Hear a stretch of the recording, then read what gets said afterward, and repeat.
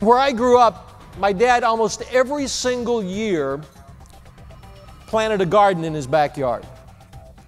And usually he planted tomatoes. And never once in all the years that I knew him to do that, did he ever walk in and look at my mother and say these words. You know, we just planted tomatoes outside. I hope we don't get cucumbers coming up. It never happened once. You see, it's a pretty safe bet. You put tomatoes in, you get tomatoes out. It is the law of the garden that what you plant, when you plant it, and the care that you give it determines what you get.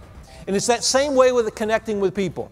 What we plant, that trust, that credibility, that transparency, that connection with people, that idea that relationships are important, not to help you get a goal, but relationships are important just because of the relationship.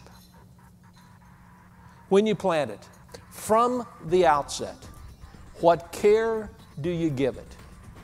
See, I think when most people get worried about change, they get worried about what does it mean for them. And they want to know that you're going on, I mean, they get that we're going on this journey, and the journey is this process of continual change. But they want to know that you have their best interests at heart. Because whatever level you are, and you may think, well, I don't have that responsibility. Somebody else has that responsibility. You have it for your group, the next group has it for theirs, and the next group has it for theirs. People are going on this incredible journey of change with you. They want to know that you have their interests at heart.